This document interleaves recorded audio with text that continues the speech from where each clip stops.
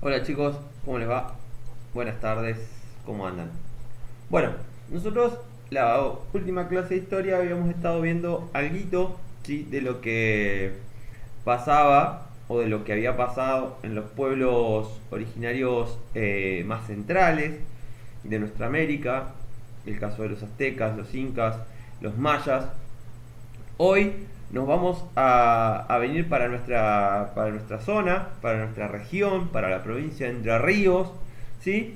Y vamos a ver un poquito lo que son los pueblos originarios que vivían acá, ¿sí? Más o menos, más o menos, ¿sí? En tiempos similares a los que estábamos viendo antes, ¿sí? A lo que son los mayas, los incas y los aztecas. Como un poco yo les había planteado ya en la clase, el continente americano es un continente que antes de la llegada del europeo tenía una población altísima y que una diversidad cultural enorme, ¿sí? Estaba densamente, no sé si densamente poblado, pero tenía una población estable, ¿sí?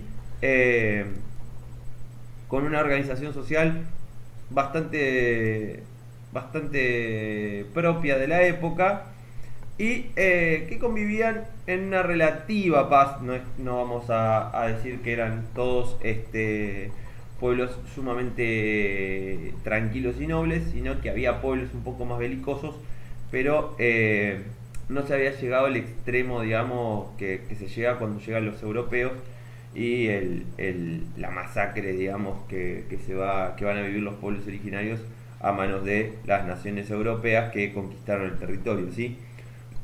Pero bueno, en Entre Ríos nosotros tenemos que la franja costera que comprende Paraná, Diamante y Victoria, mucho antes de que exista el Estado argentino, estaba poblada por los pueblos timbúes y los chanás. ¿Sí? Los chanás se van a ubicar un poco más al sur, en la zona de Gualeguay y de Gualeguaychú. ¿Sí? Y según varios investigadores, estos pueblos se caracterizan por el trabajo en la cerámica. Dibujaban guardas geométricas en sus recipientes y urnas, ¿sí? Y otros objetos, pegándoles formas de la fauna local, ¿sí? Y que eran bastante comunes la reproducción de cabezas de loro o de víboras en cerámica. Las casas de estos pueblos eran chozas ribereñas, lo que nosotros hoy podríamos denominar ranchos, ¿sí? Construidas con materiales de la naturaleza como palmas, ¿sí? De palmeras, hojas, restos de madera. Eran la casa, ¿sí? Tenía un sentido solamente o funcionaba solamente como un lugar para pernoctar, es decir, para dormir. No había una idea de la casa como un espacio, digamos, de uso continuo, ¿sí? La casa servía única y exclusivamente para dormir, porque durante el día, ¿sí? Esta gente se dedicaba a tratar de conseguir alimento, a movilizarse en los alrededores, recogiendo algunas frutas, pescando algo, cazando algún animal. Es decir, la casa servía solamente como refugio frente a alguna inclemencia del tiempo, ¿sí? O para dormir. Entonces eran casas bastante precarias, si se quiere, y que servían solamente en ese sentido, ¿sí? Los chaná y los timbúes, ¿sí? Que son estos pueblos que vivían en la costa del Paraná, eran un pueblo sumamente pacífico, ¿sí? Y se vinculaban de manera muy armoniosa con el entorno natural. De hecho, todo lo que cazaban se consumía, eran destacadísimos en el manejo de canoas, ¿sí? Y en el río eran sumamente ágiles. Con la llegada del europeo a territorio entrerriano, los chaná y los timbúes fueron esclavizados y enviados a zonas de trabajo forzado, ¿sí? Algunas mujeres de este grupo étnico se mezclaron con españoles que oficiaban de jefes, y este pueblo, digamos, de alguna manera dejó algunas enseñanzas locales, ¿sí? Como algunas prácticas de pesca artesanal que hasta el día de hoy se siguen utilizando, o algunas cuestiones, digamos, vinculadas con el entorno natural que nosotros tenemos acá, que algunos conocimientos del río y de la región que son muy importantes. Otro pueblo que habitaba esta zona, esta región, la provincia de Entre Ríos, hoy provincia de Entre Ríos, en ese momento era un territorio, es la nación charrúa, ¿sí? Los charrúas son una nación, si se quiere, agrupada, ¿sí? Y que incluía varios pueblos, tanto los chaná, los minuanes, ¿sí? Que vivían más en la costa del Uruguay, del río Uruguay, eh, y que eran una nación similar a los guaycurúes, o como el tipo de los guaycurúes. Los guaycurúes es un pueblo que vive más al norte, en la zona que vivían en la zona de Chaco, Formosa, ¿sí? Estas tribus estaban emparentadas culturalmente, físicamente, y tenían algunas cuestiones similares en materia de la lingüística que usaban, ¿sí? Y entonces, de esa manera, con estos pueblos que yo les decía recién que viven más al norte.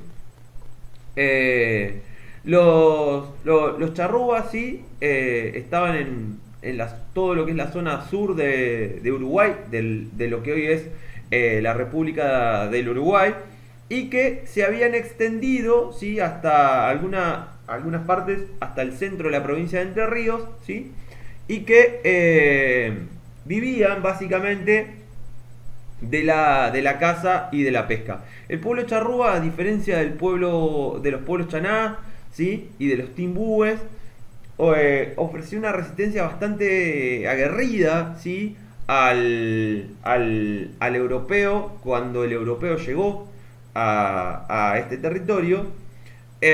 Y como eran una nación muy acostumbrada, ¿sí? A lo que era vivir en las pampas, eran un pueblo que vivía igualmente, que similarmente como yo les mencionaba recién, a los chaná y a los timbúes, vivían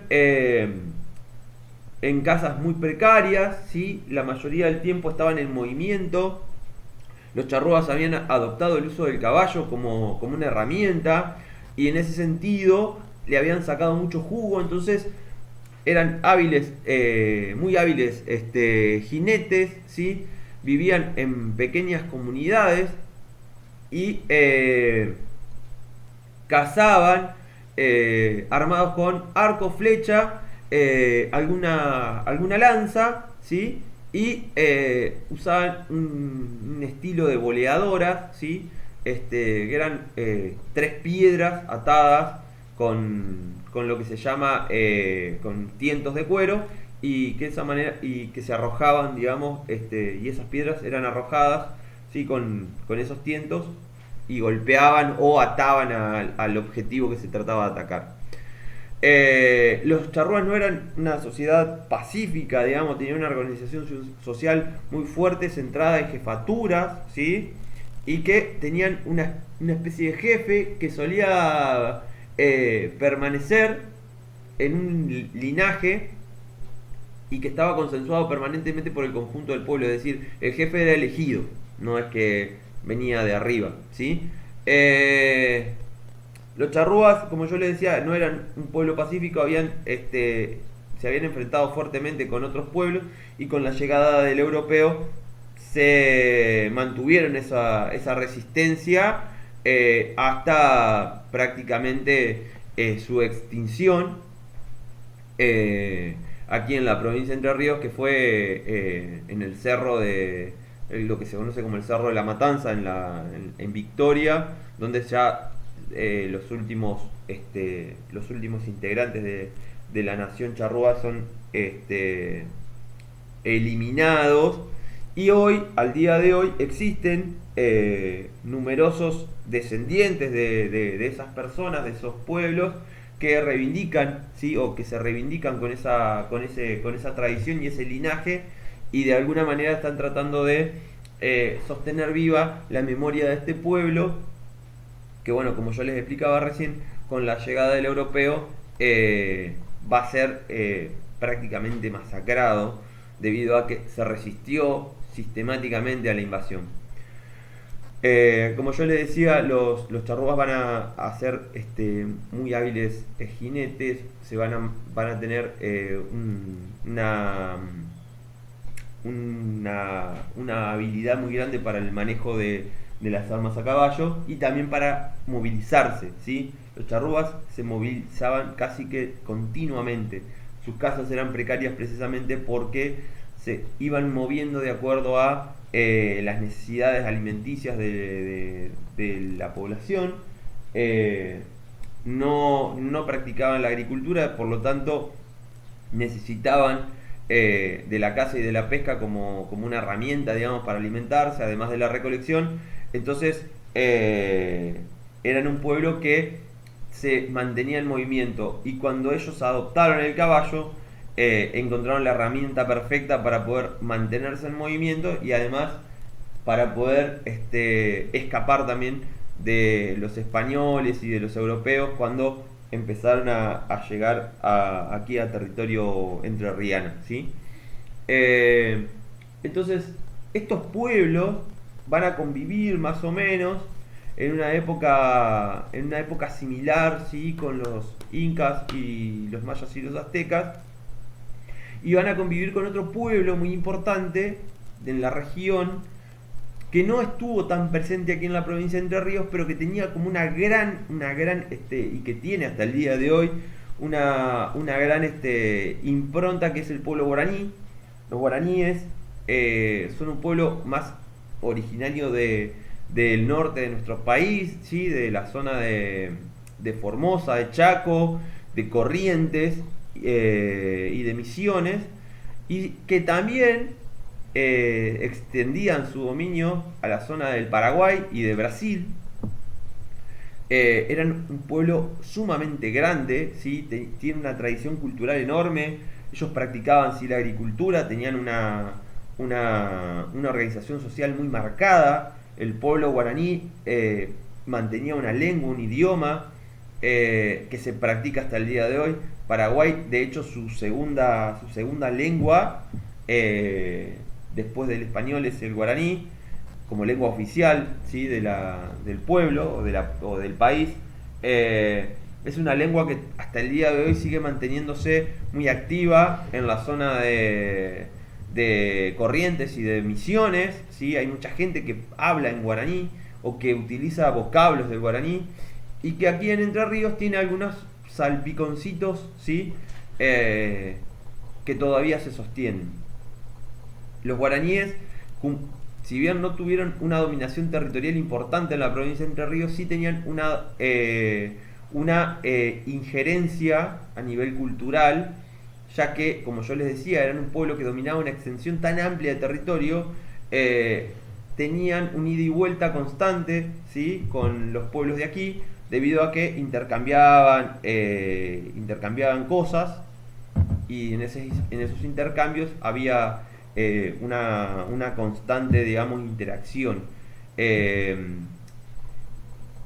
pueblo guaraní va a vivir en la zona esta que yo les estaba comentando un poco, lo que es Paraguay, Brasil, la zona de la provincia de Misiones, Chaco, Formosa actual, el norte de Santa Fe y la provincia de Corrientes, y van a tener ahí como un fuerte territorio. Son un pueblo basado en una estructura social jerárquica, digamos, que tenían jefes, tenían caciques, y que esos jefes y esos caciques ordenaban socialmente, tenían un idioma propio, un sistema de contabilidad bastante avanzado para la época, y además una estructura cultural bastante importante, que pervive hasta el día de hoy. No se olviden esto que yo les contaba hoy: hay tradiciones, hay cuestiones que tienen más que ver con la oralidad y el lenguaje, que perviven hasta el día de hoy de la cultura guaraní en nuestro país y en los países vecinos. Esos son de alguna manera los pueblos originarios que estaban en los alrededores de nuestra provincia cuando en el resto del continente había otros pueblos originarios mucho más grandes, mucho más desarrollados. No sé si tanto más que los guaraníes, porque los guaraníes tenían una estructura social importantísima, ¿sí? Pero bien, la idea era un poquito contar cuáles eran los pueblos que vivían y que viven hasta el día de hoy, porque no nos olvidemos, esos pueblos pueden haber desaparecido en los papeles, digamos, pero hay mucha gente que tiene descendencia, que tiene linaje de pueblos originarios y que tratan de mantenerlo vivo, digamos, porque si no esas cuestiones culturales se pierden, ¿sí? Les mando un abrazo, continúense cuidando por favor y bueno, que estén bien, ¿sí?